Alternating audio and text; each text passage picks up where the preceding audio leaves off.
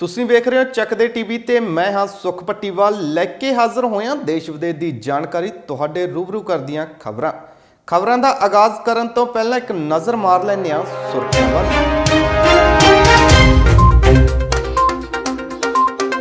ਦਿੱਲੀ ਦੇ ਨਿੱਜੀ ਸਕੂਲ ਦੀ ਕਰਤੂਤ ਸ਼੍ਰੀ ਗੁਰੂ ਗੋਬਿੰਦ ਸਿੰਘ ਜੀ ਵੱਲੋਂ ਸਜਾਏ ਖਾਲਸਾ ਨੂੰ ਕਿਹਾ ਅੱਤਵਾਦੀ। SGPC ਨੇ ਲਿਆ ਵੱਡਾ ਫੈਸਲਾ। ਭਗਵੰਤ ਮਾਨ ਦੀ ਲਲਕਾਰ, ਪਾਰਲੀਮੈਂਟ 'ਚ ਕੈਪਟਨ ਅਰੂਸਾ ਦੀ ਦੋਸਤੀ ਤੇ ਚੁੱਕਣਗੇ ਸਵਾਲ। ਕਿਹਾ ਕੈਪਟਨ ਖੁਦ ਦੱਸਣ ਅਰੂਸਾ ਆਲਮ ਹੈ ਕੌਣ। ਅਕਾਲੀ ਦਲ ਤੇ ਭੜਕੇ ਭਗਵੰਤ ਮਾਨ ਨੇ ਕਿਹਾ ਮਜੀਠੀਆ ਨੇ ਕੀਤੀ ਜੇਲ੍ਹ ਜਾਣ ਦੀ ਰਿਹਰਸਲ, ਅੱਜ ਨਹੀਂ ਤਾਂ 2022 'ਚ ਜਾਣਾ ਪਵੇਗਾ ਜੇਲ੍ਹ।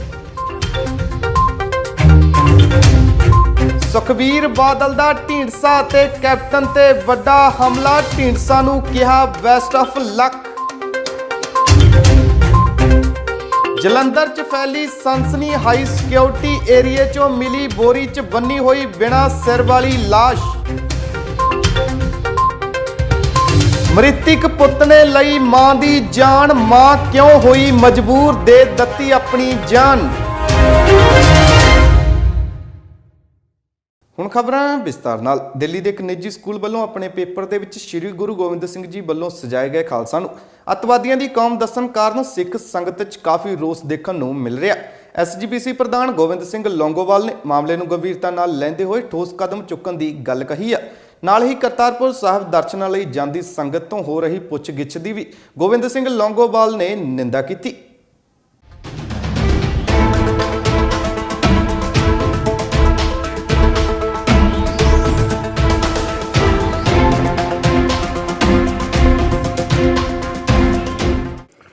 मैं समझता कि बहुत ही दुख की गल है कि दिल्ली के एक स्कूल विच खालसा पंथ नूं अतवादी का जिहड़ा नां दिता गया है, मैं समझदा कि बहुत ही एक घिनौनी हरकत की है। इहदे विच एक वड्डी साज़ हो सकती है कि खालसा पंथ नूं अतवादी कहना और ये साडे इस नूं बिगाड़ना। सो मैं समझदा कि इहदे एक जांच होनी चाहिए है। उत्थों की सरकार नूं मैं बेनती करांगा और सेंटर की सरकार नूं भी करांगा कि इहदी एक डूंघाई के तौर पर जिहड़ी है जांच करन और जिस तरह खालसा पंथ नूं अतवादी का नाम दिता गया है, मैं इहदी बहुत ही घोर निंदा करदा। ਤੁਸੀਂ ਆਪਣੀ ਕਮੇਟੀ ਬਣਾਓਗੇ ਕੋਈ ਇਸ ਮਾਮਲੇ ਤੇ, ਸ਼੍ਰੋਮਣੀ ਕਮੇਟੀ ਕੋਈ ਐਕਸ਼ਨ ਕਰੂਗੀ? सो मैं भी श्रोमणी गुरुद्वारा प्रबंधक कमेटी के वल्लों एक कमेटी बनावांगे जिहड़ा इस मामले की पूरी छानबीन करेगी, पूरी घोख करेगी कि इहदे पिछे कौन शक्तियां काम कर रही ने। देखो ये मैं कहना बार बार ऐसियां एक साज़ां जिहड़ियां रचीਆਂ जा रही ने, जिस तरह पहला DGP ਵੱਲੋਂ ਜਿਹੜਾ ਇਹ ਗੱਲ ਕੀਤੀ ਗਈ कि ਜਿਹੜਾ ਹਰ ਸ਼ਰਧਾਲੂ ਉੱਥੇ ਜਾਏਗਾ ਉਹ ਅੱਤਵਾਦੀ ਬਣ ਕੇ ਆਏਗਾ। ਇਸ ਤਰ੍ਹਾਂ ਹੁਣ ਸਰਕਾਰ ਵੱਲੋਂ ਜਿਹੜੇ ਵੀ ਸ਼ਰਧਾਲੂ ਜਾਂਦੇ ਨੇ ਔਰ ਉਹਨਾਂ ਨੂੰ ਪੁੱਛ-ਗਿੱਛ ਪ੍ਰਤੀਤ ਕੀਤੀ ਜਾਂਦੀ ਹੈ, ਇਹ ਇੱਕ ਬਹੁਤ ਹੀ ਨਿੰਦਣਯੋਗ ਗੱਲ ਹੈਗੀ। ਔਰ ਮੈਂ ਸਮਝਦਾ ਕਿ ਸਰਕਾਰ ਨੂੰ ਇਸ ਪਾਸੇ ਖਾਸ ਤੌਰ 'ਤੇ ਧਿਆਨ ਵੀ ਦੇਣਾ ਚਾਹੀਦਾ। और इस तरह दियाँ खज्जल खुआरियाँ, इस तरह का एक साडे सरूप के उत्ते टारगेट करना ये बहुत ही मंदभागी गल है। तो मैं समझदा कि ये बहुत ही एक निंदनयोग गल हैगी, ये नहीं होनी चाहिए। बिल्कुल देखो पहला भी बहुत बड़ा असर पै रहा संगतां दे उत्ते। असीं बार बार पहला ही मंग कीती सी कि जिहड़ी पासपोर्ट की शर्त है इनू खत्म किया जाए ताकि खुले तौर पर सारी सिख संगत उत्थे जा सके। तो अजिहियां जदों ये हरकतां हो रही ने जां हर एक जिहड़ा श्रद्धालू जांदा उहदी छानबीन हुंदी है, उह तो पुछ प्रतीत हुंदी है, इहदे नाल भी ये जाण वाले श्रद्धालुआं दे उत्ते बहुत वड्डा माड़ा असर पवेगा। इहदे नाल श्रद्धालुआं दे जाण दी गिणती भी घट सकदी है। आप पंजाब प्रधान भगवंत मान ने पंजाब मुख मंत्री कैप्टन अमरिंदर सिंह अगे कई वड्डे सवाल खड़े कर दिते ने। मान साहब अनुसार ਉਹ ਪਾਰਲੀਮੈਂਟ ਦੇ ਵਿੱਚ कैप्टन ਅਤੇ ਅਰੂਸਾ ਆਲਮ ਬਾਰੇ ਸਵਾਲ ਚੁੱਕਣਗੇ। ਮਾਨ ਅਨੁਸਾਰ ਅਰੂਸਾ ਆਲਮ ISI ਦੀ ਏਜੰਟ। ਨਾਲ ਹੀ ਮਾਨ ਸਾਹਿਬ ਨੇ ਕੈਪਟਨ ਸਰਕਾਰ ਦੇ ਬਜਟ ਤੇ ਵੀ ਤਿੱਖਾ ਹਮਲਾ ਬੋਲਿਆ। ਮੇਰੀ DGP ਨਾਲ ਗੱਲ ਹੋਈ ਆ, ਅਸੀਂ 6 ਘੰਟਿਆਂ 'ਚ ਅੱਤਵਾਦੀ ਬਣ ਕੇ ਆ ਜਾਂਦੇ ਆ ਤੇ ਜਿਹੜੀ 6 ਸਾਲਾਂ ਤੋਂ ਪਾਕਿਸਤਾਨ ਦੀ ਲੇਡੀ ਰਹਿੰਦੀ ਆ ISI ਦੀ ਏਜੰਟ ਜਿਹਦੇ ਬਾਰੇ ਕਿਹਾ ਜਾਂਦਾ, मैं पार्लीमेंट 'ਚ सवाल उठाऊंगा कि वह सरकारी घर दे विच किहड़े बेस ते रह रही है। ਇਹ ਬੋਲ ਨੇ ਆਮ ਆਦਮੀ ਪਾਰਟੀ ਦੇ ਪੰਜਾਬ ਪ੍ਰਧਾਨ ਭਗਵੰਤ ਮਾਨ ਦੇ। ਮੇਰੀ ਡੀਜੀਪੀ ਨਾਲ ਗੱਲ ਹੋਈ ਹੈ, ਅਸੀਂ 6 ਘੰਟੇ 'ਚ ਅੱਤਵਾਦੀ ਬਣ ਕੇ ਆ ਜਾਂਦੇ ਹਾਂ। ਤੇ ਜਿਹੜੀ 6 ਸਾਲ ਤੋਂ ਪਾਕਿਸਤਾਨ ਦੀ ਜਿਹੜੀ ਲੇਡੀ ਰਹਿੰਦੀ ਹੈ ISI ਦੀ ਏਜੰਟ, ਉਹਦੇ ਬਾਰੇ ਕਿਹਾ ਜਾ ਰਿਹਾ ਹੈ ਤੇ ਮੈਂ ਪਾਰਲੀਮੈਂਟ 'ਚ ਸਵਾਲ ਉਠਾਊਂਗਾ। ਉਹ ਸਰਕਾਰੀ ਘਰ 'ਚ ਕਿਹੜੇ ਬੇਸ ਨਾਲ ਰਹਿ ਰਹੀ ਹੈ? ਉਹਦੇ ਕੋਲ ਕਿਹੜਾ ਵੀਜ਼ਾ ਹੈ? ਪਾਕਿਸਤਾਨ ਦੇ ਜਿਹੜੇ ਸਿਟੀਜ਼ਨ ਨੇ ਉਹ ਜਦੋਂ ਇੰਡੀਆ ਆਉਂਦੇ ਨੇ ਤੇ ਇੰਡੀਆ ਦੇ ਸਿਟੀਜ਼ਨ ਪਾਕਿਸਤਾਨ ਜਾਂਦੇ ਨੇ, ਸਿਟੀ ਵਾਈਜ਼ ਵੀਜ਼ਾ ਮਿਲਦਾ ਹੈ। ਪਟਿਆਲੇ ਦਾ ਵੀਜ਼ਾ, ਸੰਗਰੂਰ ਦਾ ਵੀਜ਼ਾ, ਚੰਡੀਗੜ੍ਹ ਦਾ ਵੀਜ਼ਾ, ਮੋਹਾਲੀ ਦਾ ਵੀਜ਼ਾ। ਤੇ ਉਹ ਹਿਮਾਚਲ ਕਦੇ ਫਿਰਦੀ ਹੁੰਦੀ ਹੈ, ਕਦੇ ਦਿੱਲੀ ਫਿਰਦੀ ਹੁੰਦੀ ਹੈ। ਤੇ SSP ਤੇ DC ਕਹਿੰਦੇ ਉਹ ਲਾ ਰਹੀ ਹੈ। ਤੇ ਕਿਉਂ ਨਹੀਂ ਮੈਂ ਸਵਾਲ ਚੱਕੂਗਾ ਫਿਰ? ਇਹ ਨਿੱਜੀ ਨਹੀਂ ਹੈਗਾ, ਇਹ ਭਾਰਤ ਦੀ ਰਾਜਨੀਤੀ ਦੇ ਵਿੱਚ ਇੰਟਰਫੇਰੈਂਸ ਹੈ। ਤੇ ਉਹ ਕਿਹਾ ਜਾ ਰਿਹਾ ਕਿ ਉਹ ਪਾਕਿਸਤਾਨ ਦੀ ਫੌਜ ਨਾਲ ਰਿਲੇਟਡ ਹੈਗੀ ਹੈ। ਤੇ ਇਹਦਾ ਵੀ ਫਿਰ ਸਵਾਲ ਉੱਠਣਗੇ। ਕੈਪਟਨ ਸਾਹਿਬ ਆਪ ਦੱਸ ਦੇਣ ਕੌਣ ਹੈ? ਕੈਪਟਨ ਸਾਹਿਬ ਆਪ ਦੱਸ ਦੇਣ ਕਿਹੜਾ ਵੀਜ਼ਾ ਸਟੇਟਸ ਕੀ ਉਹਦਾ। ਇਸ ਮੌਕੇ ਮਾਨ ਸਾਹਿਬ ਨੇ ਪੰਜਾਬ ਸਰਕਾਰ ਦੇ ਬਜਟ ਅਤੇ ਕਾਰਜਕਾਲ ਖਿਲਾਫ ਵੀ ਰੱਜ ਕੇ ਭੜਾਸ ਕੱਢੀ। ਨਾ ਕੋਈ ਨਵਾਂ ਸਕੂਲ ਬਣਾਇਆ, ਨਾ ਕੋਈ ਕਾਲਜ ਬਣਾਇਆ ਨਵਾਂ, ਨਾ ਕੋਈ ਯੂਨੀਵਰਸਿਟੀ ਬਣਾਈ ਹੈ, ਨਾ ਕੋਈ ਬੱਸ ਅੱਡਾ ਬਣਾਇਆ, ਨਾ ਕੋਈ ਇਹੋ ਜਿਹੀ ਚੀਜ਼ ਬਣਾਈ ਹੋਵੇ ਜਿਹੜੀ ਲੋਕਾਂ ਦੇ ਹੱਕ 'ਚ ਕੰਮ ਕਰੇ। ਨਾ ਕੋਈ ਕਿਸਾਨਾਂ ਦਾ ਕਰਜ਼ਾ ਮਾਫ ਹੋਇਆ ਹੈ, ਨਾ ਕੋਈ ਕਿਸੇ ਨੂੰ ਬੁਢਾਪਾ ਪੈਨਸ਼ਨ ਲੱਗੀ ਹੈ। ਤੇ ਫਿਰ ਬਜਟ ਘਾਟੇ 'ਚ ਕਿਉਂ ਹੈ? ਫਿਰ ਜਾਂਦਾ ਕਿੱਥੇ ਹੈ ਪੈਸਾ ਫਿਰ ਉਹ? ਸੋ ਦਿੱਲੀ ਦੇ ਵਿੱਚ ਜਿਹੜਾ ਪੁਲ 350 ਕਰੋੜ 'ਚ ਬਣਦਾ ਸੀ, ਉਹ 200 ਕਰੋੜ 'ਚ ਬਣਾ ਕੇ 150 ਕਰੋੜ ਦੀਆਂ ਦਵਾਈਆਂ ਫ੍ਰੀ ਕਰਤੀਆਂ ਸਾਰੀ ਦਿੱਲੀ ਨੂੰ। ਤਾਂ ਫਿਰ ਦਿੱਲੀ ਤੇ ਕਰਜ਼ਾ ਤਾਂ ਨਹੀਂ ਚੜਾਇਆ ਨਾ। ਤੇ ਇੱਥੇ ਤਾਂ ਸਾਨੂੰ ਤਾਂ 3 ਲੱਖ ਕਰੋੜ ਦਾ ਕਰਜ਼ੇ ਦੇ ਥੱਲੇ ਪਈ ਸਟੇਟ। ਉਹ ਤਾਂ ਵਿਆਜ ਹੀ ਨਹੀਂ ਪੂਰਾ ਹੋ ਰਿਹਾ ਸਾਥੋਂ ਤਾਂ ਬਜਟ 'ਚ। ਤੁਸੀਂ ਲਗਾਤਾਰ ਵਿਧਾਨ ਸਭਾ ਵਿੱਚ ਜਾ ਕੇ ਆਏ ਹੋ, ਤੁਸੀਂ ਉੱਥੇ ਦਾ ਨੇੜੇ ਤੋਂ ਦੇਖਿਆ ਤੁਸੀਂ ਕਿਸ ਤਰ੍ਹਾਂ ਦੀ ਸਰਕਾਰ ਦੀ ਜਿਹੜੀ 4 ਸਾਲ ਚੌਥਾ ਬਜਟ ਪੇਸ਼ ਕੀਤਾ ਗਿਆ, 4 ਸਾਲ ਦੀ ਜਿਹੜੀ ਕਾਰਜਕਾਰੀ ਕਹਿ ਸਕਦੇ ਆਪਾਂ ਜ਼ੀਰੋ ਕਾਰਜਕਾਰੀ ਹੈ ਜੀ। ਲੋਕ ਹੀ ਦੱਸੀ ਜਾਂਦੇ ਨੇ, ਪਬਲਿਕ ਦੱਸੀ ਜਾਂਦੀ ਹੈ। ਕੈਪਟਨ ਸਾਹਿਬ ਤਾਂ ਬਾਹਰ ਹੀ ਨਹੀਂ ਨਿਕਲੇ 4 ਸਾਲ। ਉਹ ਤਾਂ ਵਿਧਾਨ ਸਭਾ 'ਚ ਵੀ ਨਹੀਂ ਆਉਂਦੀ, ਉਹ ਤਾਂ ਉਹਦੇ ਮੰਤਰੀਆਂ ਨੂੰ ਵੀ ਨਹੀਂ ਮਿਲਦੇ। ਇਸੇ ਕਰਕੇ ਤਾਂ ਉਹਨਾਂ ਦੇ ਮੰਤਰੀ ਕਹਿੰਦੇ ਨੇ ਵੀ ਸਾਨੂੰ ਤਾਂ ਮਿਲ ਲਿਆ ਕਰੋ, ਅਸੀਂ ਕਿਹੜਾ ਮੂੰਹ ਲੈ ਕੇ ਜਾਵਾਂਗੇ। ਤੇ ਹੁਣ ਕਿਹੜਾ ਮੂੰਹ ਲੈ ਕੇ ਜਾਣਗੇ ਕਾਂਗਰਸ ਵਾਲੇ, ਇਹ ਦੱਸ ਦੇਣ। ਤੇ ਕੀ ਉਹਨਾਂ ਦੀ ਪ੍ਰਾਪਤੀ ਹੈ? ਜਿਹੜੇ ਵਾਅਦੇ ਕੀਤੇ ਸੀ, ਵੱਡੇ ਵਾਅਦੇ ਕਰ ਲਏ, ਘਰ ਨੌਕਰੀ, ਹਾਂਜੀ 2500 ਰੁਪਏ ਬੁਢਾਪਾ ਪੈਨਸ਼ਨ, ਤੇ ਕਿਸਾਨਾਂ ਦਾ ਸਾਰਾ ਕਰਜ਼ਾ ਮਾਫ, ਬੈਂਕਾਂ ਦਾ ਵੀ, ਪ੍ਰਾਈਵੇਟ ਬੈਂਕਾਂ ਦਾ ਵੀ, ਆੜ੍ਹਤੀਆਂ ਦਾ ਵੀ, ਕਿੱਥੇ ਹੋ ਗਿਆ ਦੱਸੋ? ਕਾਂਗਰਸ ਤੋਂ ਬਾਅਦ ਮਾਨ ਸਾਹਿਬ ਨੇ ਅਕਾਲੀ ਦਲ ਨੂੰ ਨਿਸ਼ਾਨਾ ਬਣਾ ਲਿਆ। ਮਾਨ ਸਾਹਿਬ ਦਾ ਕਹਿਣਾ ਹੈ ਕਿ ਜਿਹੜੇ ਕਹਿੰਦੇ ਸੀ ਝਾੜੂ ਤੀਲਾ ਹੋ ਗਿਆ, ਉਹ ਪਹਿਲਾਂ ਆਪਣੀ ਤੱਕੜੀ ਦੀਆਂ ਰੱਸੀਆਂ ਸੰਭਾਲ ਲੈਣ। ਨਾਲ ਹੀ ਮਾਨ ਨੇ ਮਜੀਠੀਆ ਤੇ ਵਿਅੰਗਮਈ ਵਾਰ ਕੱਸਦਿਆਂ ਕਿਹਾ ਕਿ ਉਸਨੇ ਰਿਹਾਸਲ ਕੀਤੀ ਹੋਣੀ ਆ ਜੇਲ੍ਹ ਜਾਣ ਦੀ, ਕਿਉਂਕਿ ਮਜੀਠੀਆ ਨੂੰ 2022 ਦੇ ਵਿੱਚ ਜੇਲ੍ਹ ਜਾਣਾ ਪਊ ਜਦੋਂ ਆਮ ਆਦਮੀ ਪਾਰਟੀ ਦੀ ਸਰਕਾਰ ਆਵੇਗੀ। ਕਿਰਪਾ ਕਰਕੇ ਹਰਸਿਮਰਤ ਕੌਰ ਬਾਦਲ ਨਾ ਹੀ ਬੋਲੇ ਤਾਂ ਚੰਗਾ। ਅਕਾਲੀ ਦਲ ਖੁੱਲ੍ਹ ਕੇ ਬੋਲਣ ਜੋਗਾ ਹੀ ਨਹੀਂ ਰਿਹਾ। ਅਕਾਲੀ ਦਲ ਤਾਂ ਖਤਮ ਹੋ ਗਿਆ। ਤੁਸੀਂ ਅਕਾਲੀ ਦਲ ਨਾਲ ਸੰਬੰਧਿਤ ਸਵਾਲ ਹੀ ਕਿਉਂ ਪੁੱਛਦੇ ਹੋ ਯਾਰ? ਜਿਹੜੇ ਕਹਿੰਦੇ ਸੀ ਝਾੜੂ ਤੀਲਾ ਹੋ ਗਿਆ, ਉਹ ਪਹਿਲਾਂ ਆਪਣੀ ਤੱਕੜੀ ਦੀਆਂ ਰੱਸੀਆਂ ਸੰਭਾਲ ਲੈਣ। ਅਕਾਲੀ ਦਲ ਖਿਲਾਫ ਇਹ ਪੜਾਸ ਕੱਢੀ ਆ ਆਮ ਆਦਮੀ ਪਾਰਟੀ ਦੇ ਹੀਰੋ ਭਗਵੰਤ ਮਾਨ ਨੇ। ਦੇਖੋ ਮਾਨ ਸਾਹਿਬ ਦਾ ਹੋਰ ਕੀ ਕਹਿਣਾ। ਕਿਰਪਾ ਕਰਕੇ ਹਰਸਿਮਰਤ ਕੌਰ ਨਾ ਹੀ ਬੋਲੇ ਤਾਂ ਚੰਗਾ, ਠੀਕ ਹੈ ਨਾ। ਅਕਾਲੀ ਦਲ ਖੁੱਲ੍ਹ ਕੇ ਨਹੀਂ ਬੋਲ ਰਿਹਾ, ਕਿਉਂਕਿ ਅਕਾਲੀ ਦਲ ਖੁੱਲ੍ਹ ਕੇ ਬੋਲਣ ਜੋਗਾ ਰਿਹਾ ਹੀ ਨਹੀਂ। ਅਕਾਲੀ ਦਲ ਤਾਂ ਖਤਮ ਹੋ ਗਿਆ। ਤੁਸੀਂ ਅਕਾਲੀ ਦਲ ਨਾਲ ਸੰਬੰਧਿਤ ਸਵਾਲ ਕਿਉਂ ਕਰਦੇ ਹੋ ਯਾਰ? ਕਿੱਥੇ ਅਕਾਲੀ ਦਲ?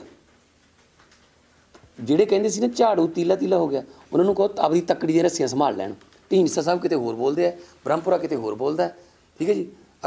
ਸੁਖਬੀਰ ਬਾਦਲ ਕਿਤੇ ਹੋਰ ਬੋਲਦਾ। ਤੋ ਸੁਖਬੀਰ ਬਾਦਲ ਦਾ ਤੁਸੀਂ ਮੂੰਹ ਦੇਖਿਆ ਕਰੋ, ਉੱਡਿਆ ਪਿਆ ਮੂੰਹ, ਕਿਉਂਕਿ ਪਤਾ ਲੱਗ ਗਿਆ ਕਿ ਖਤਮ ਹੈ ਉਹ ਕੰਮ। ਮੈਂ ਕਿਹਾ ਸੀਗਾ ਕਿ ਅਕਾਲੀ ਦਲ 1920 ਚ ਸ਼ੁਰੂ, 2019 ਚ ਖਤਮ। ਬੀਤੇ ਦਿਨੀ ਖਜ਼ਾਨਾ ਮੰਤਰੀ ਮਨਪ੍ਰੀਤ ਬਾਦਲ ਦੀ ਕੋਠੀ ਅੱਗੇ ਪੁਲਿਸ ਨੇ ਅਕਾਲੀ ਦਲ ਦੇ ਲੀਡਰ ਗ੍ਰਿਫਤਾਰ ਕੀਤੇ ਸੀ, ਜਿਨ੍ਹਾਂ 'ਚ ਸੁਖਬੀਰ ਸਿੰਘ ਬਾਦਲ ਦੇ ਸਾਲਾ ਸਾਹਿਬ ਬਿਕਰਮ ਮਜੀਠੀਆ ਵੀ ਮੌਜੂਦ ਸੀ। ਜਦੋਂ ਇਸ ਬਾਬਤ ਮਾਨ ਨੂੰ ਸਵਾਲ ਕੀਤਾ ਗਿਆ ਤਾਂ ਮਾਨ ਨੇ ਵਿਅੰਗਮਈ ਤੰਜ ਕੱਸਦਿਆਂ ਕਿਹਾ ਕਿ ਇਹ ਤਾਂ ਮਜੀਠੀਆ ਸਾਹਿਬ ਨੇ ਰਿਹਾਸਲ ਕੀਤੀ ਆ, ਕਿਉਂਕਿ ਅੱਜ ਨਹੀਂ ਤਾਂ 2022 ਚ ਉਹਨਾਂ ਨੂੰ ਜੇਲ੍ਹ ਤਾਂ ਜਾਣਾ ਪਊ। ਇਹ ਰਿਹਾਸਲ ਕੀਤੀ ਹੁਣ ਮੈਨੂੰ ਲੱਗਦਾ ਜਾਣਾ ਪਊਗਾ ਉਹਨੂੰ ਕਹਿ ਵੀ ਇਦਾਂ ਦੀਆਂ ਰਿਹਾਸਲਾਂ ਹੁਣ ਤੇਰੇ ਨਾਲ ਹੋਣਗੀਆਂ, ਜਾਣਾ ਪਊਗਾ। ਜੇ ਐਤਕੀ ਨਾ ਗਿਆ ਤਾਂ 2022 ਚ ਜਾਣਾ ਪਊਗਾ ਜਦੋਂ ਆਮ ਆਦਮੀ ਪਾਰਟੀ ਦੀ ਸਰਕਾਰ ਆਈ। ਸ਼੍ਰੋਮਣੀ ਅਕਾਲੀ ਦਲ ਦੇ ਪ੍ਰਧਾਨ ਸੁਖਬੀਰ ਸਿੰਘ ਬਾਦਲ ਬੀਤੇ ਕੱਲ ਬਰਨਾਲਾ ਪਹੁੰਚੇ, ਜਿੱਥੇ ਉਹਨਾਂ ਨੇ ਢੀਂਡਸਾ ਪਰਿਵਾਰ ਅਤੇ ਕੈਪਟਨ ਸਰਕਾਰ ਤੇ ਤਿੱਖਾ ਹਮਲਾ ਬੋਲਦਿਆਂ ਖੂਬ ਖਰੀਆਂ ਖੋਟੀਆਂ ਸੁਣਾਈਆਂ। ਢੀਂਡਸਾ ਤੇ ਟਕਸਾਲੀਆਂ ਦੇ ਤੀਜੇ ਫਰੰਟ ਤੇ ਟਿੱਪਣੀ ਕਰਦਿਆਂ ਬਾਦਲ ਸਾਹਿਬ ਨੇ ਢੀਂਡਸਾ ਪਰਿਵਾਰ ਨੂੰ ਬੈਸਟ ਆਫ ਲੱਕ ਕਹਿ ਦਿੱਤਾ। ਮੈਂ ਢੀਂਡਸਾ ਪਰਿਵਾਰ ਬਾਰੇ ਕੁਝ ਨਹੀਂ ਕਹਿਣਾ ਚਾਹੁੰਦਾ, ਜਿਹੜੇ ਬੰਦੇ ਪਾਰਟੀ ਚੋਂ ਚਲੇ ਗਏ ਉਹਨਾਂ ਬਾਰੇ ਕੀ ਕਹਿਣਾ। ਤੀਜਾ ਫਰੰਟ ਬਣ ਜੇ, ਚੌਥਾ ਬਣ ਜੇ, ਹਰ ਬੰਦੇ ਨੂੰ ਅਧਿਕਾਰ ਆ। ਬਹੁਤ ਹੁੰਦੇ ਆ ਜਿਹੜੇ ਜਵਾਨਤਾ ਜ਼ਬਤ ਕਰਵਾ ਕੇ ਬਹਿ ਜਾਂਦੇ ਨੇ। ਹਰ ਬੰਦੇ ਨੂੰ ਸ਼ੌਂਕ ਆ ਕੋਈ ਨਾ ਕੋਈ ਕਰ ਲੈਣ ਦੋ, ਬੈਸਟ ਆਫ ਲੱਕ ਆ। ਜੀ ਹਾਂ, ਇਹ ਬੋਲ ਕਿਸੇ ਹੋਰ ਦੇ ਨਹੀਂ ਬਲਕਿ ਢੀਂਡਸਾ ਪਰਿਵਾਰ ਦੇ ਕਰੀਬੀ ਰਹੇ ਸੁਖਬੀਰ ਸਿੰਘ ਬਾਦਲ ਦੇ ਨੇ। ਸੰਗਰੂਰ ਹਲਕੇ ਦੀ ਸੀਟ ਹੈ, ਇਹ ਢੀਂਡਸਾ ਪਰਿਵਾਰ ਕੋਲ ਰਹੀ ਹੈ। ਹੁਣ ਢੀਂਡਸਾ ਪਰਿਵਾਰ ਅਲੱਗ ਹੋ ਗਿਆ, ਇਹਦਾ ਬਦਲ ਕੀ ਹੋਊ? ਮੈਂ ਉਹਦੇ ਬਾਰੇ ਹੁਣ ਕਹਿਣਾ ਨਹੀਂ ਚਾਹੁੰਦਾ। ਹੁਣ ਜਿਹੜੇ ਪਾਰਟੀ ਚੋਂ ਚਲੇ ਗਏ ਉਹਨਾਂ ਬਾਰੇ ਨਹੀਂ ਕਹਿਣਾ। ਅਕਾਲੀ ਦਲ ਲਈ ਬਦਲ ਕੀ ਹੋਊ? ਇਹਦਾ ਬਦਲ ਕੀ ਹੋਊ ਅਕਾਲੀ ਦਲ? ਬਦਲ ਤੋਂ ਅਕਾਲੀ ਦਲ ਨੂੰ ਤਾਕਤ ਮਿਲੂਗੀ ਪੂਰੀ। ਇਹ ਕਹਿ ਰਿਹਾ ਜੀ ਅਸੀਂ ਤੀਜੇ ਮੋਰਚੇ ਵੱਲ ਜਾ ਰਹੇ ਹਾਂ ਕਿ ਤੀਜਾ ਮੋਰਚਾ ਬਣ ਰਿਹਾ ਪੰਜਾਬ ਦੇ ਵਿੱਚ। ਜਾਂ ਤੀਜਾ ਬਣ ਜੇ, ਚੌਥਾ ਬਣ ਜੇ, ਹਰ ਬੰਦੇ ਦਾ ਰਾਈਟ ਹੈ।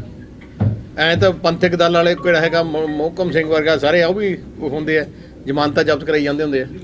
ਜਿਹਨੂੰ ਹਰ ਬੰਦੇ ਨੂੰ ਸ਼ੌਂਕ ਹੈ ਕੋਈ ਨਾ ਕੋਈ ਚੀਜ਼ ਕਰਨ ਦੀ, ਕਰ ਲੈਣ, ਚੰਗਾ, ਬੈਸਟ ਆਫ ਲੱਕ ਹੈ।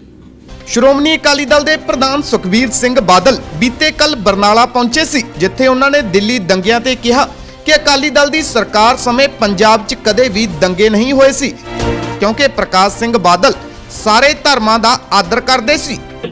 ਜਦੋਂ ਦੰਗੇ ਹੋਣ, ਇਹ ਚੀਜ਼ਾਂ ਹੋਣੀਆਂ ਆਪਣੇ ਦੇਸ਼। ਹੁਣ ਪੰਜਾਬ ਦੇਖੋ, ਕਿਤੇ ਤੁਸੀਂ ਇਹ ਜੀ ਗੱਲ ਨਹੀਂ ਦੇਖੋਗੇ, ਕਿਉਂ? ਸਾਰੇ ਬਾਦਲ ਸਾਹਿਬ ਦੀ ਸੋਚ ਰਹੀ ਹੈ। ਬਾਦਲ ਸਾਹਿਬ ਦੀ ਸਰਕਾਰ ਦੇ ਦੌਰਾਨ ਸਾਰੇ ਧਰਮਾਂ ਨੂੰ ਅਸੀਂ ਸੰਭਾਲ ਕੇ ਰੱਖਦੇ ਸੀ, ਉਹਨਾਂ ਨੂੰ ਸਹੂਲਤਾਂ ਦਿੰਦੇ ਸੀ। ਹਰ ਧਰਮਾਂ ਦੇ ਪਵਿੱਤਰ ਜਦੋਂ ਦਿਨ ਹੁੰਦੇ ਸੀ, ਸਾਰੇ ਉੱਥੇ ਬਾਦਲ ਸਾਹਿਬ ਆਪ ਹੁੰਦੇ ਸੀ। ਇਸ ਮੌਕੇ ਬਾਦਲ ਸਾਹਿਬ ਨੇ ਕਾਂਗਰਸ ਤੇ ਵੀ ਵੱਡਾ ਹਮਲਾ ਬੋਲਿਆ। ਜੇ ਆਮਦਨ ਲਿਆਂਦਾ ਤਾਂ ਫਿਰ ਤਾਂ ਉਹਨਾਂ ਕੋਲ ਵਾਧੂ ਪੈਸਾ ਹੋਣਾ ਚਾਹੀਦਾ, ਫਿਰ ਡੀਕਿਉ ਰਿਹਾ। ਦਲ ਕਿਤੇ ਵੀ ਬੈਕਫੁੱਟ ਤੇ ਨਹੀਂ। ਸ਼੍ਰੋਮਣੀ ਅਕਾਲੀ ਦਲ ਇੱਥੇ ਮੇਨ ਪਾਰਟੀ ਪੰਜਾਬ ਦੀ ਸ਼੍ਰੋਮਣੀ ਅਕਾਲੀ ਦਲ ਹੀ ਹੈ। ਭਾਵੇਂ ਸਾਡੇ ਸੀਟਾਂ ਘੱਟ ਆਈਆਂ ਪਰ 31% ਵੋਟ ਬੈਂਕ ਸਾਡਾ ਸੀ। ਬਾਦਲ ਸਾਹਿਬ, ਪੰਜਾਬ ਸਰਕਾਰ ਕਹਿ ਰਹੀ ਕਿ ਅਸੀਂ ਹਰ ਜੋ ਹਸਪੀਟਲ ਹੈ ਚਾਹੇ ਜਾਂ ਡਿਸਪੈਂਸਰੀ ਹੈ ਉੱਥੇ ਇੱਕ ਆਈਸੀਯੂ ਬਣਾਵਾਂਗੇ, ਲੇਕਿਨ ਜੋ ਪਹਿਲਾਂ ਐਮਰਜੈਂਸੀ ਹੈ ਉਹ ਹੀ ਨਹੀਂ ਪ੍ਰੋਪਰ ਚੱਲ ਰਹੀਆਂ ਹੈਗੀਆਂ। ਪਹਿਲੀ ਗੱਲ ਤਾਂ ਕਾਂਗਰਸ ਦੀ ਸਰਕਾਰ ਹੀ ਆਈਸੀਯੂ 'ਚ ਹੈ। ਪਹਿਲੇ ਆਪ ਨਿਕਲੇ ਆਈਸੀਯੂ ਤੇ ਫਿਰ ਹੀ ਬਣਾਉਂਗੇ ਲੋਕਾਂ ਨੂੰ। ਖੌਫਨਾਕ ਖਬਰ ਜਲੰਧਰ ਤੋਂ, ਜਿੱਥੇ ਦੇ ਪਠਾਨਕੋਟ ਚੌਂਕ ਨਜ਼ਦੀਕ ਪੈਂਦੇ ਮਲਟੀਪਲੈਕਸ ਕੋਲੋਂ ਇੱਕ ਬੋਰੀ 'ਚ ਬੰਨੀ ਹੋਈ ਬਿਨਾਂ ਸਿਰ ਵਾਲੀ ਲਾਸ਼ ਮਿਲਣ ਨਾਲ ਪੂਰੇ ਇਲਾਕੇ 'ਚ ਸਨਸਨੀ ਫੈਲ ਗਈ। ਇਸ ਮੌਕੇ ਦਾ ਸਭ ਤੋਂ ਵੱਡਾ ਸਵਾਲ ਇਹ ਸਾਹਮਣੇ ਆ ਰਿਹਾ ਕਿ ਜਿਸ ਥਾਂ ਤੇ ਲਾਸ਼ ਮਿਲੀ ਉਹ ਹਾਈ ਸਿਕਿਉਰਿਟੀ ਵਾਲਾ ਏਰੀਆ ਮੰਨਿਆ ਜਾਂਦਾ ਅਤੇ ਨਜ਼ਦੀਕ ਹੀ ਪੁਲਿਸ ਦਾ ਨਾਕਾ ਵੀ ਸੀ, ਫਿਰ ਵੀ ਕਾਤਿਲ ਲਾਸ਼ ਨੂੰ ਬੋਰੀ 'ਚ ਪਾ ਕੇ ਉੱਥੇ ਸੁੱਟ ਕੇ ਗਏ ਨੇ।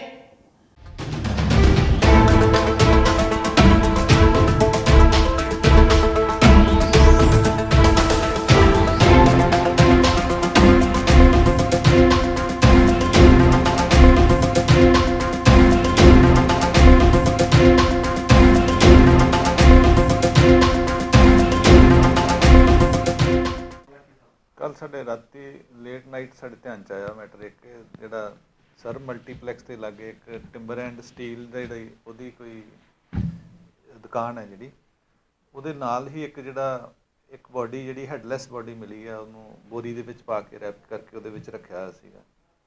ਉਹ ਕਰੀਬ 34-35 ਸਾਲ ਦੇ ਜਿਹੜੇ ਇੱਕ ਵਿਅਕਤੀ ਦੀ ਹੈ, ਉਹਦੀ ਜਿਹੜੀ ਆਇਡੈਂਟੀਫਿਕੇਸ਼ਨ ਨਹੀਂ ਹੋ ਸਕੀ, ਉਹਦੇ ਲਈ ਅਸੀਂ ਕਰ ਰਹੇ ਹਾਂ। ਅਤੇ ਹੁਣ ਅਸੀਂ ਇਹਦਾ ਮਰਡਰ ਦਾ ਪਰਚਾ ਦਰਜ ਕਰਕੇ ਜਿਹੜੀ ਤਫਤੀਸ਼ ਜਿਹੜੀ ਕਰ ਰਹੇ ਹਾਂ। ਸਭ ਤੋਂ ਸਾਡਾ ਪਹਿਲਾ ਕੰਮ ਇਹੀ ਹੈ ਵੀ ਅਸੀਂ ਇਹਦੀ ਜਿਹੜੀ ਆਇਡੈਂਟੀਫਿਕੇਸ਼ਨ ਕਰੀਏ, ਇਹਦੀ ਜਿਹੜੀ ਡੈੱਡ ਬੋਡੀ ਦੀ, ਉਹ ਸਾਡਾ ਪ੍ਰੋਸੈਸ ਚੱਲ ਹੀ ਰਿਹਾ। ਉਹਦੇ ਬਾਅਦ ਦੇ ਵਿੱਚ ਫਿਰ ਅਸੀਂ ਇਹਦੀ ਜਿਹੜੀ ਪ੍ਰੋਪਰ ਸਾਡੀ ਤਫਤੀਸ਼ ਜਿਹੜੀ ਚੱਲੇਗੀ। ਕਾਫੀ ਭੀੜ ਭਰਿਆ ਇਲਾਕਾ ਹੈਗਾ ਉਹ ਵਾਲਾ, ਜਿੱਥੇ ਬੋਡੀ ਜਿਹੜੀ ਹੈਗੀ ਹੈ, ਸਿਕਿਉਰਿਟੀ ਵੀ ਹੁੰਦੀ ਹੈ ਤੇ ਨਾਕਾ ਵੀ ਲੱਗਦਾ ਹੋਊਗਾ। ਵੇਖੋ ਉਹਦੇ 'ਚ ਅਸੀਂ ਜਿਹੜੇ ਆਲੇ ਦੁਆਲੇ ਦੀਆਂ ਸਾਈਡਾਂ ਦਾ ਵੀ ਉਸ ਟਾਈਮ ਦਾ ਜਿਹੜਾ ਆਪਾਂ CCTV ਫੁਟੇਜ ਵਗੈਰਾ ਵੇਖਾਂਗੇ, ਉਸ ਸਾਈਡ ਨੂੰ ਕੋਈ CCTV ਫੁਟੇਜ ਕਵਰ ਨਹੀਂ ਕਰ ਪਾ ਰਹੀ, ਲੇਕਿਨ ਆਪਾਂ ਆਪਣੇ ਲਾਏ ਹੋਏ ਆ ਮੁਲਾਜ਼ਮ, ਇੱਕ ਚੈੱਕ ਕਰਕੇ ਅੱਜ ਫਿਰ ਸਾਰਾ ਇਹ ਕਲੀਅਰ ਹੋ ਜਾਏਗਾ। ਜੇ CCTV ਫੁਟੇਜ ਮਿਲ ਗਈ ਸਾਨੂੰ, ਉਹ ਜਿਹੜਾ ਆਪਣੀ ਬੋਡੀ ਰੱਖ ਦਿੰਦੀ, ਫਿਰ ਤੇ ਆਪਾਂ ਨੂੰ ਕਲੀਅਰ ਹੋ ਜਾਊਗਾ ਵੀ ਬੰਦੇ ਕਿਸ ਟਾਈਪ ਦੇ ਨੇ, ਕਿੱਧਰੋਂ ਆਏ ਕਿੱਧਰ ਨੂੰ ਗਏ। ਉਹ ਜਿਹੜੀ ਹਾਲ ਦੀ ਘੜੀ ਜਿਹੜੀ ਤਫਤੀਸ਼ ਚੱਲ ਰਹੀ ਹੈ। ਦਿਲ ਦਹਿਲਾਉਣ ਵਾਲੀ ਖਬਰ ਤਲਵੰਡੀ ਸਾਬੋ ਦੇ ਪਿੰਡ ਮਾਨਸਾ ਕਲਾਂ ਤੋਂ, ਜਿੱਥੇ ਇੱਕ ਔਰਤ ਨੂੰ ਆਪਣੇ ਪੁੱਤ ਦੀ ਮੌਤ ਦਾ ਇੰਨਾ ਗਹਿਰਾ ਸਦਮਾ ਲੱਗਿਆ ਕਿ ਉਸਨੇ ਆਤਮ ਹੱਤਿਆ ਕਰ ਲਈ। ਜੀ ਹਾਂ, ਮ੍ਰਿਤਕ ਔਰਤ ਦੇ ਪਤੀ ਅਨੁਸਾਰ ਔਰਤ ਨੇ ਆਰਥਿਕ ਤੰਗੀ ਅਤੇ ਪੁੱਤ ਦੇ ਵਿਛੋੜੇ ਤੋਂ ਤੰਗ ਆ ਕੇ ਜ਼ਹਿਰੀਲੀ ਚੀਜ਼ ਨਿਗਲ ਕੇ ਆਤਮ ਹੱਤਿਆ ਕਰ ਲਈ ਅਤੇ ਹਸਪਤਾਲ ਜਾਂਦਿਆਂ ਹੀ ਦਮ ਤੋੜ ਦਿੱਤਾ। ਪੰਜਾਬ 'ਚ ਆਏ ਦਿਨ ਦਿਲ ਦਹਿਲਾਉਣ ਵਾਲੀਆਂ ਖਬਰਾਂ ਸਾਹਮਣੇ ਆ ਰਹੀਆਂ ਨੇ। ਨਾ ਤਾਂ ਸਰਕਾਰ ਲੋਕਾਂ ਨਾਲ ਕੀਤੇ ਵਾਅਦੇ ਪੂਰੇ ਕਰਦੀ ਆ ਤੇ ਨਾ ਹੀ ਖੁਦਕੁਸ਼ੀਆਂ ਦੀ ਗਿਣਤੀ ਘਟਣ ਦਾ ਨਾਂ ਲੈਂਦੀ ਹੈ। ਆਏ ਦਿਨ ਕੋਈ ਨਾ ਕੋਈ ਕਿਸੇ ਨਾ ਕਿਸੇ ਕਾਰਨ ਕਰਕੇ ਆਪਣੀ ਜੀਵਨ ਲੀਲਾ ਸਮਾਪਤ ਕਰ ਬੈਠਦਾ। ਲੋਕ ਇਹ ਸਮਝਦੇ ਨੇ ਕਿ ਸ਼ਾਇਦ ਖੁਦ ਨੂੰ ਖਤਮ ਕਰਨਾ ਹੀ ਸਭ ਤੋਂ ਵੱਡੀ ਪ੍ਰੋਬਲਮ ਦਾ ਹੱਲ ਹੁੰਦਾ। ਪਤਾ ਨਹੀਂ ਕਿਉਂ ਸਾਡੇ ਪੰਜਾਬੀ ਇੰਨੇ ਕਮਜ਼ੋਰ ਹੋ ਚੁੱਕੇ ਨੇ ਕਿ ਮੁਸ਼ਕਲਾਂ ਨਾਲ ਲੜਨ ਦੀ ਥਾਂ ਤੇ ਆਤਮ ਹੱਤਿਆ ਵੱਲ ਰੁਖ ਕਰ ਲੈਂਦੇ ਨੇ। ਖੌਫਨਾਕ ਮਾਮਲਾ ਸਬ ਡਿਵੀਜ਼ਨ ਤਲਵੰਡੀ ਸਾਬੋ ਦੇ ਪਿੰਡ ਮਾਨਸਾ ਕਲਾਂ ਤੋਂ ਸਾਹਮਣੇ ਆਇਆ, ਜਿੱਥੇ ਇੱਕ ਔਰਤ ਦੇ ਮ੍ਰਿਤਕ ਪੁੱਤਰ ਨੇ ਹੀ ਆਪਣੀ ਮਾਂ ਦੀ ਜਾਨ ਲੈ ਲਈ। ਦੇਖੋ।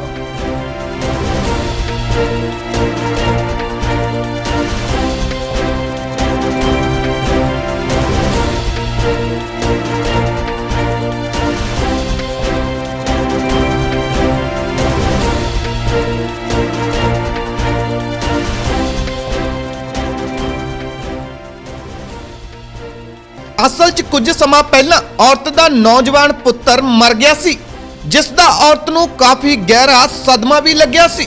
ਉੱਤੋਂ ਲੱਖਾਂ ਦਾ ਸਿਰ ਚੜਿਆ ਕਰਜ਼ਾ, ਜਿਸ ਨੇ ਇੱਕ ਔਰਤ ਨੂੰ ਆਤਮ ਹੱਤਿਆ ਕਰਨ ਲਈ ਮਜਬੂਰ ਕਰ ਦਿੱਤਾ। ਔਰਤ ਦੀ ਪਹਿਚਾਣ ਸੁਖਵਿੰਦਰ ਕੌਰ ਪਿੰਡ ਮਾਨਸਾ ਕਲਾਂ ਵਜੋਂ ਹੋਈ ਆ, ਜਿਸ ਨੇ ਘਰ ਦੀ ਆਰਥਿਕ ਤੰਗੀ ਅਤੇ ਪੁੱਤ ਦੇ ਵਿਛੋੜੇ ਤੋਂ ਤੰਗ ਹੋ ਕੇ ਘਰ 'ਚ ਹੀ ਜ਼ਹਿਰੀਲੀ ਚੀਜ਼ ਨਿਗਲ ਕੇ ਆਤਮ ਹੱਤਿਆ ਕਰਨ ਦੀ ਕੋਸ਼ਿਸ਼ ਕੀਤੀ ਤੇ ਆਖਿਰਕਾਰ ਹਸਪਤਾਲ ਦੇ ਵਿੱਚ ਦਮ ਤੋੜ ਹੀ ਦਿੱਤਾ। ਮ੍ਰਿਤਕ ਔਰਤ ਦੇ ਪਤੀ ਮਹਿੰਦਰ ਸਿੰਘ ਤੋਂ ਸੁਣੋ ਕੀ ਆ ਪੂਰੀ ਕਹਾਣੀ। ਤੁਹਾਡਾ ਜੀ? ਮਹਿੰਦਰ ਸਿੰਘ ਪਿੰਡ ਮਾਨਸਾ ਕਲਾਂ ਜੀ। ਕੀ ਮਾਮਲਾ ਸੀ? ਮਾਮਲਾ ਜੀ ਕੁਝ ਨਹੀਂ, ਬੱਚਾ ਗੁਜ਼ਰ ਗਿਆ ਸੀ, ਉਹਦੀ ਟੈਨਸ਼ਨ ਸੀਗੀ ਜੀ। ਜ਼ਮੀਨ ਕਿੰਨੀ ਹੈ? ਜ਼ਮੀਨ 2 ਕਿੱਲੇ ਹੈ ਜੀ, ਉਹਦੇ ਵਿੱਚ ਹੀ ਘਰ ਹੈ। ਆਰਥਿਕ ਤੰਗੀ ਸੀਗੀ, ਇਸੇ ਕਰਕੇ ਟੈਨਸ਼ਨ ਰੱਖਦੀ? ਹਾਂ, ਟੈਨਸ਼ਨ ਰੱਖਦੀ, ਆ ਤੰਗੀ ਸੀਗੀ, ਬਹੁਤ ਸੀਗਾ ਉਹ ਕਰਜ਼ੇ ਦਾ। ਤੇ ਕੀ ਕਰਿਆ ਉਹਨੇ? ਉਹਨੇ ਜੀ ਸਪਰੇ ਦੀ ਮੌਤ ਹੋ ਗਈ। ਹਾਂਜੀ। ਕੀ ਮੰਗਦੇ ਹੋ ਸਰਕਾਰ ਤੋਂ? ਮੰਗਦਾ ਜੀ ਹੁਣ ਚ ਕੋਈ ਸਹਾਰਾ ਮਿਲ ਜੇ। ਉਧਰ ਪੁਲਿਸ ਥਾਣੇਦਾਰ ਕਰਮਜੀਤ ਸਿੰਘ ਦਾ ਕੀ ਕਹਿਣਾ, ਦੇਖੋ। ਐਸਏ ਕਰਮਜੀਤ ਸਿੰਘ ਥਾਣਾ ਮੌੜ। ਕੀ ਮਾਮਲਾ ਚੱਲ ਰਿਹਾ ਸੁਸਾਈਡ ਇੱਕ ਜਿਹੜਾ ਹੈਗਾ ਥਾਣੇ ਇਤਲਾਹ ਮਿਲੀ ਸੀ ਵੀ ਇੱਕ ਸੁਖਜਿੰਦਰ ਕੌਰ ਨਾਮ ਦੀ ਔਰਤ ਹੈ ਮਾਨਸਾ ਕਲਾਂ ਤੋਂ, ਜਿੰਦਲ ਹਸਪੀਟਲ ਦੇ ਵਿੱਚ ਉਹਦੀ ਡੈਥ ਹੋ ਗਈ ਹੈ, ਕੋਈ ਜ਼ਹਿਰੀਲੀ ਵਸਤੂ ਪੀ ਕੇ। ਆਰਥਿਕ ਤੰਗੀ ਕਰਕੇ ਕਰੀ ਇਹਨੇ? ਨਹੀਂ, ਇਹ ਦਿਮਾਗੀ ਬੋਝ ਦੱਸ ਰਿਹਾ। ਘਰ ਦੇਖ ਕੇ ਦਾ ਬੇਟਾ ਸੀਗਾ 6-7 ਸਾਲ ਪਹਿਲਾਂ ਗੁਜ਼ਰ ਗਿਆ ਸੀ, ਉਹਦਾ ਬੋਝ ਰੱਖਦੇ ਸੀ। ਅੱਛਾ। ਲਾਸ਼ ਕਿੱਥੇ? ਲਾਸ਼ ਕਿੱਥੇ ਪਈ ਹੈ?